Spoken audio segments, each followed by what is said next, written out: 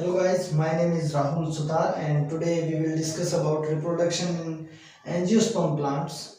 So first of all हम discuss करते हैं कि एंजियोस्पर्म प्लांट्स होते क्या हैं आखिर एंजियोस्पर्म प्लांट में रिप्रोडक्शन बढ़ने की हमें क्यों ज़रूरत पड़ रही है। तो इस दुनिया में जितने भी फ्लावरिंग प्लांट्स हैं जो फल का निर्माण करते हैं, तो मैं आपको थोड़ा बेसिक इंट्रो एंजियोस्पर्म्स का दे देता हूँ। अभी आप हमारी बुक्स के अंदर तो नहीं है, लेकिन हम पहले थोड़ा बेसिक जान लेते हैं एंजियोस्पर्म के बारे में। तो फर्स्ट ऑफ ऑल एंजियोस्पर्म्स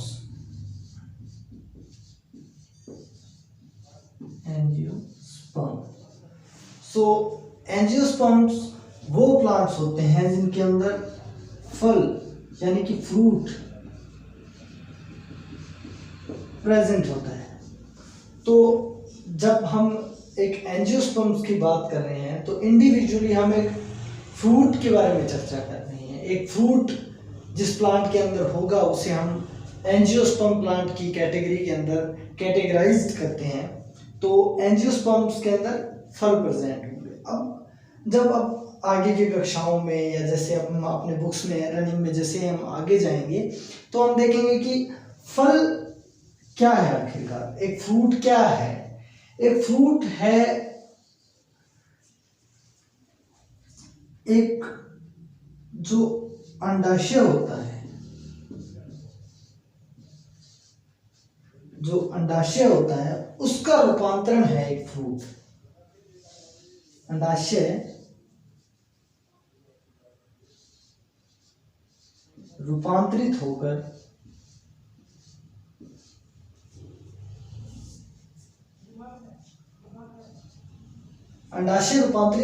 एक फल का निर्माण करता है। तो अब फल के अंदर जैसा कि हम सब जानते हैं कि बीज होते हैं। तो जब हम एंजियोस्पर्म से पहले की हम जब कैटेगरी में जाते हैं, अर्थात हम जिम्नोस्पर्म के अंदर जब जाते हैं तो हम देखते हैं कि जिम्नोस्पर्म में बीज तो बनते हैं, लेकिन उसके अंदर फल का निर्माण नहीं हो पाता। अर्थात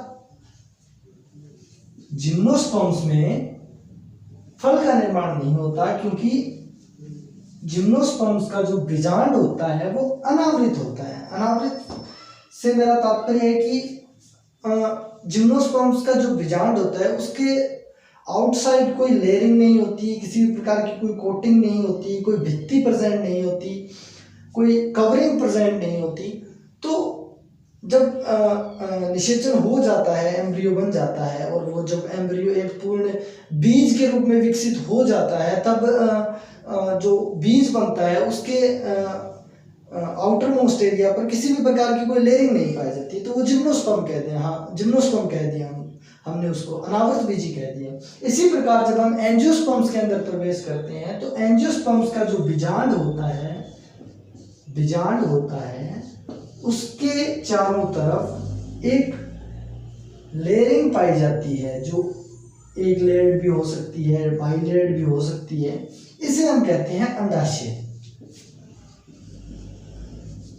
इसे हम क्या कहते हैं? अंडाशय। अब ये अंडाशय की भित्ति होती है एक्चुअली हम इसके जो पूरे को जो बीजांड के साथ बीजांड को जो इन्वॉल्व करके हम इसको पूरे को हम कहते हैं एक अंडाशय। तो एक अंडाशय की ये जो भित्तियां होती हैं इनको कहते हैं हम फल भित्ति। एक्चुअली ये बाद में रूपांतरित होकर एक नए फ्रूट का निर्माण करती है, एक फ्रूट का फॉर्मेशन करती है। So angiosperms are basically those plants which have fruits. So now we discuss about the reproductions of angiosperm plants. तो रिप्रोडक्शन में जाने से पहले मैं आपको एक चीज़ और डिस्कस कर लूँ आपके साथ, जो हमारी RBSc की बुक है उसके अंदर पहले दिया हुआ है कि एंजियोस्पर्म्स प्लांट के अंदर एक अस्पष्ट पीढ़ी एकांतरण पाया जाता है। क्या पाया जाता है? अस्पष्ट पीढ़ी एकांतरण। अब आप पूछेंगे कि सर ये पीढ़ी एकांतरण क्या है? तो पीढ़ी एकांतरण का मतलब होता है कि दो डिफरेंट लाइफ स्टेज आती है एक एंजियोस्पर्म प्लांट्स के अंदर। सभी प्लांट्स के अंदर एक्चुअली जो एल्गी है, जो प्रिमिटिव प्लांट्स हैं, एल्गी है, ब्रायोफाइट है, टेरिडोफाइट है, जिम्नोस्पर्म है, एंजियोस्पर्म्स हैं, तो सभी प्लांट्स के अंदर तो डिफरेंट टाइप की स्टेजेस होती हैं, जिनको हम एक को कहते हैं स्पोरोफाइट, दूसरे को कहते हैं गैमेटोफाइट, हिंदी में कहें तो बीजाणुउद्भिद और युग्मकोद्भिद। तो उन दो लाइफ स्टेजेस के बीच का जो एक दूसरे के अंदर जो परिवर्तन की जो प्रोसेस है उसे हम कहते हैं पीढ़ी एकांतरण। तो हमारी बुक ने इससे पहले एक शब्द दिया है अस्पष्ट। इस शब्द का बड़ा महत्व है बेटा, बिकॉज जब हम बात करते हैं ब्रायोफाइट्स की, टेरिडोफाइट्स की, तो उसके अंदर हम रिकॉग्नाइज कर सकते हैं कि हाँ ये एक टेरिडोफाइट का गैमेटोफाइट है एंड दूसरा एक स्पोरोफाइट है। हम इसको रिकॉग्नाइज कर सकते हैं आसानी से। अभी धीरे धीरे क्या होता है कि हम जब आगे की जब उत्तरोत्तर हेयरआर्की का मतलब होता है जो वर्गीकरण की जो क्लासेस हैं, उनमें जैसे जैसे हम आगे बढ़ते हैं, इवोल्यूशन जैसे जैसे हुआ, तो जो पहले पीढ़ी एकांतरण स्पष्ट था वो धीरे धीरे अस्पष्ट होता गया। मतलब हम पहचान नहीं कर सकते कि हाँ अभी किसी प्लांट की कौन सी स्टेज चल रही है, अभी ये स्पोरोफाइट स्टेज में है या गैमेटोफाइट स्टेज में है। ये सब आप जब आगे बढ़ेंगे स्पोरोफाइट गैमेटोफाइट, तब मैं आपको समझाऊंगा कि क्या एक स्पोरोफाइट होता है, क्या एक गैमेटोफाइट होता है। तो उससे पहले कि हम इस अस्पष्ट शब्द का मीनिंग समझेंगे। अस्पष्ट शब्द का तात्पर्य है कि आप एंजियोस्पर्म में एक पर्टिकुलर टाइम पर आप ये नहीं बता सकते कि ये प्लांट एक गैमेटोफाइट है या एक स्पोरोफाइट है। तो उस टाइम हमें क्या, इसलिए एनसीईआरटी ने ये शब्द दिया है अस्पष्ट। जब आप नीट जैसे बड़े कॉम्पिटिटिव एग्जाम के लिए कंप्लीट करने जाते हैं तो ऐसे छोटे छोटे शब्द आपके लिए बहुत मायने रखते हैं, क्योंकि ऐसे शब्द हमेशा आपका क्वेश्चन बिगाड़ भी सकते हैं और आपका क्वेश्चन बना भी सकते हैं। सो लेट्स डिस्कस अबाउट जो हमने एंजियोस्पर्म के अंदर पढ़ा है अब तक। तो एंजियोस्पर्म के अंदर, किताब के अंदर एक लाइन आती है कि एंजियोस्पर्म्स आर डिप्लॉन्टिक स्पोरोफाइट्स, द्विगुणित बीजाणुउद्भिद। मतलब ये अपनी लाइफ के अधिकतर स्टेज में, अधिकांशतया ये मतलब अपनी लाइफ का जो इनका जो पूरा लाइफ स्पैन होता है, जो इनकी पूरी जीवन अवधि होती है, उसके एक बहुत बड़े हिस्से के अंदर ये स्पोरोफाइट अवस्था में रहते हैं, स्पोरोफाइट, और एक बहुत छोटे हिस्से में ये गैमेटोफाइट स्टेज के अंदर जाते हैं।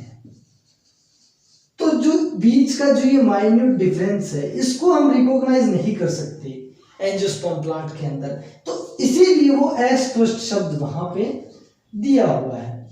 दूसरा, जब हमने इसकी बात की एंजियोस्पर्म्स की, तो उसके बाद जस्ट बाद में एक एनसीईआरटी अपनी एक लाइन लिखती है कि इसका जो गैमेटोफाइट होता है वो अत्यधिक हास्यित प्रकार का होता है। हास्यित प्रकार का होने से क्या मतलब है कि ये अपनी फूड की जो आवश्यकताएं हैं, फूड की जो नेसेसरेशन है इसकी, जो इसके लिए इसको अपने परिपक्व होने के लिए, पोषण प्राप्त करने के लिए इसको जो फूड चाहिए, उसके लिए स्पोरोफाइट पर निर्भर होता है। अर्थात ये मुक्त जीवी नहीं होता है। ऐसा नहीं है कि प्लांट, एंजियोस्पर्म प्लांट के अंदर स्पोरोफाइट एक अलग इंडिविजुअल होगा, गैमेटोफाइट एक अलग इंडिविजुअल होगा।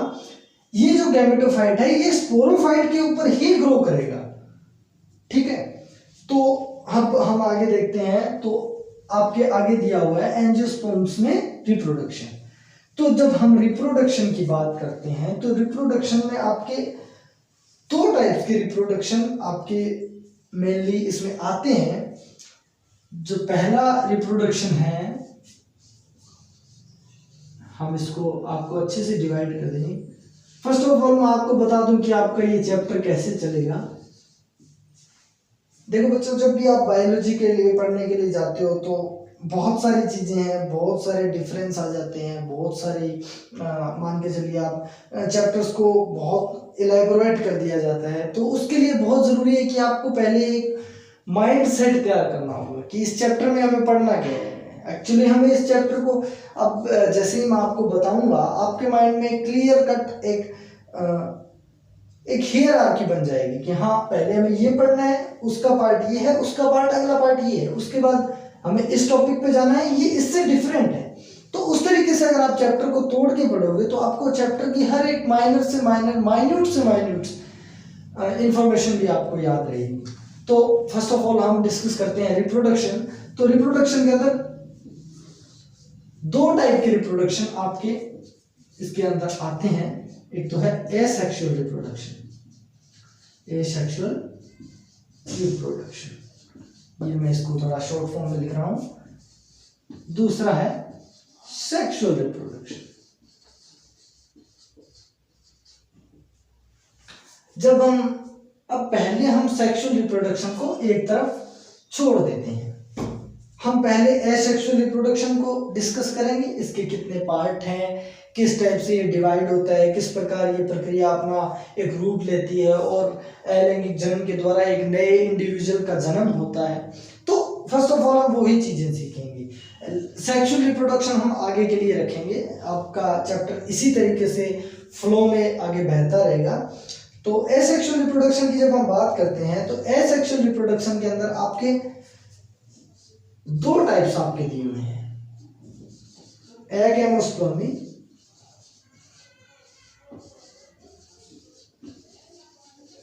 And vegetative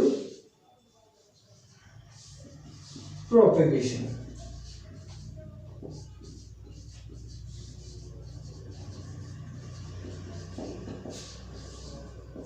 There are two types of asexual reproduction in angiosperm plant. First agamospermy and the second is vegetative propagation. इसको हम अनिषेक बीजता भी कहते हैं, इसको हम कायिक प्रवर्धन भी कहते हैं। और उसके बाद आपके कायिक प्रवर्धन को भी दो भागों में डिवाइड किया गया है, जिसमें पहला है कृत्रिम पहला है प्राकृतिक, हम किताब के वैसे ही लिख लेते हैं, बाकी ऐसे कोई खास फर्क नहीं पड़ेगा। और दूसरा है कृत्रिम, artificial vegetative propagation and the natural vegetative propagation. And so now we discuss about agamospermy. जो हम इस चैप्टर का, मैं इसको एक पॉइंट दे रहा हूं, इसको मैं एक से डिनोट कर रहा हूं, एंड सेक्सुअल रिप्रोडक्शन को मैं दो से डिनोट कर रहा हूं। And it is the first point A. ठीक है, तो हम चैप्टर को इसी वे में लेकर चलेंगे ताकि हम चैप्टर को काफी छोटे छोटे माइन्यूट हिस्सों में तोड़ पाए, ताकि जब पूरा चैप्टर कंप्लीट हो तो उसके बाद हमें चीज़ों को याद रखने में, चीज़ों को रिमेंबर रखने में हमें काफ़ी आसानी होगी इस चीज़ से। क्योंकि जब आप पूरा चैप्टर एक साथ पढ़ते हो तो आप उतना अपना आउटपुट नहीं दे पाते। जब आप पूरा चैप्टर ख़त्म करते हैं तो उसके बाद में आप अपना पूरा आउटपुट नहीं दे पाते।